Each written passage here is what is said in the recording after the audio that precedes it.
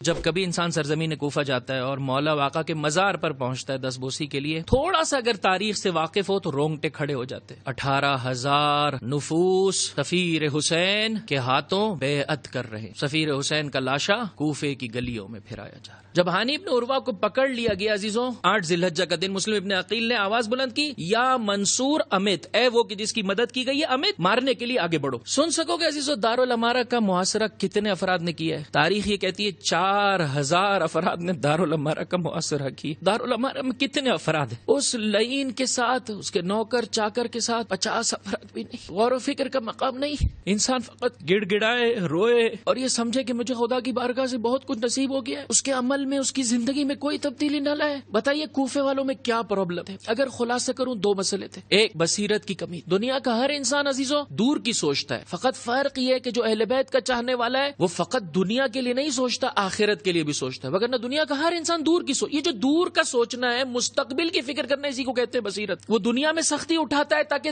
دنیا میں اپنا مستقبل بہتر بنا سکے۔ مومن رنج و غم اٹھاتا ہے تاکہ اس دنیا سے ہمیشہ ہمیشہ کی زندگی کو سجا سکے۔ عزیزوں، آج کے اس دن میں مولا آقا کی زبانیں گڑ گڑا کر مانگو، پروردگار مجھے معرفت و بصیرت عطا کر، مجھے اتنا بتائیں۔ جنہیں یہ سمجھ میں نہیں آ رہا ہے کہ جس نے نقاب ڈالا ہوا ہے یہ ابن زیاد ہے یا فاطمہ کا لال، یہ کمی بصیرت نہیں ہے؟ جھوٹی گواہی دی گئی، مگر اتنا اسے اس سرکمٹانسز سے ہانی ابن عروہ کے اس چاہنے والے کو اتنا سمجھ میں نہیں آ رہا ہے کہ جھوٹی گواہی دی جا رہی ہے کہ ہانی خیر و عافیت کے ساتھ ہے اور ابن زیاد لعنت اللہ علیہ کے مہمان ہیں، اور اس پر یہ واپس پل چلا جائے، یہ کمی بصیرت نہیں ہے؟ آیا ہے دین کی راہ میں لیکن اتنی سی بات سن کے واپس پلٹ رہے ہیں۔ یہ کمی بصیرت نہیں ہے کہ قبیلوں میں جکڑے ہوئے تھے کہ اگر ہمارے قبیلے کا مسئلہ ہے تو قیام کریں گے، اگر دوسرے قبیلے کا مسئلہ ہے تو ہمیں اس سے کیا سروکار۔ آج ایسا نہیں ہے عزیزوں، یہ تو فلاں ملک کا مسئلہ ہے۔ کبھی ہم جغرافیائی حدود میں بٹے ہوئے ہیں، کبھی ہم نژاد اور قومیت میں بٹے ہوئے ہیں، کبھی رنگوں۔ ایسا نہیں ہے میرے بھائی، گڑ گڑائے انسان روزے عرفہ کہ پروردگار مجھے یہ بصیرت عطا کر، مظلوم دنیا کے جس خطے میں بھی مورد ظلم و ستم قرار پا رہا ہے اس کی نسبت سے میں ذمہ دار ہوں۔ بہرحال خدا سے ایک، بصیرت کا تقاضا کیجیے، 2،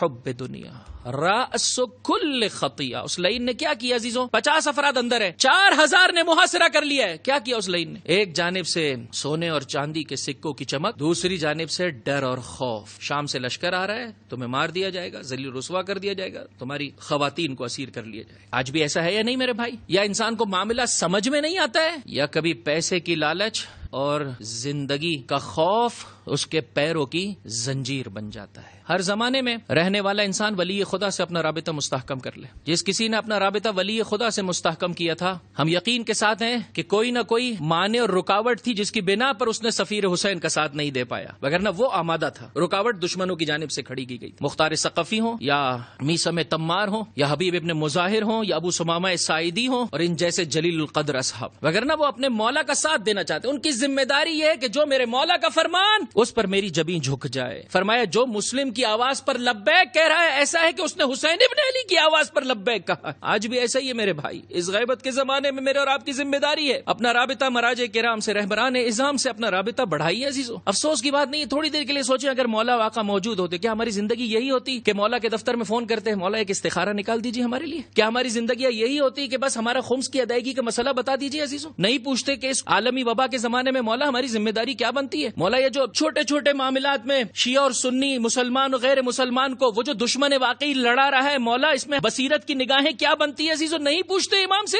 اس منیمائز دینی زندگی سے اپنے آپ کو باہر نکالیے اور میکسیمم لیول پر دین کو اپنی دنیا کا حصہ بنا دیجیے، دنیا بھی سنور جائے گی، آخرت بھی سنور جائے۔ اپنا رابطہ مستحکم کیجیے عزیزو۔ میں اتنی توفیق نہیں ہے کہ خود بات سن سکے تاکہ مجھے اور آپ کو سمجھ میں آئے کہ میں نے اور آپ نے کیسے زندگی بسر کرنی ہے اور کن کن جگہوں سے دشمن حملہ آور ہے کہ ہم نے اس کو جواب دینا ہے۔ فزیکل وار ہے تو فزیکل طریقے سے جواب دینا ہے، اگر اقتصادی مسئلہ ہے تو اقتصادی طریقے سے جواب دینا ہے، ثقافتی مسئلہ ہے عزیزو، جتنا بھی انسان کوشش کرے واقعا دل و دماغ پھٹ جاتا ہے۔ اس ثقافتی یلغار کی ایک مثال یہی موبائل۔ واقعا میں آپ سے ہاتھ جوڑ کر عرض کرتا ہوں، غور کرے عزیزو، ظاہری اعتبار سے، باطنی اعتبار سے دشمن کامیاب ہے۔ وہ جو کچھ ڈالنا چاہتا ہے ہمارے نوجوان کے دل میں اور اس کے دماغ میں ڈالتا چلا جاتا ہے، اور ہم کتنا پیچھے ہیں حق اور حقیقت اس کے دل تک پہنچانے کے لیے، اس کے وجود تک پہنچانے۔ عزیزو، مسلم ابن عقیل پر روتے روتے میں اور آپ خداوند متعال سے بصیرت کا تقاضا کریں اور حب دنیا سے نجات کا تقاضا کیجیے۔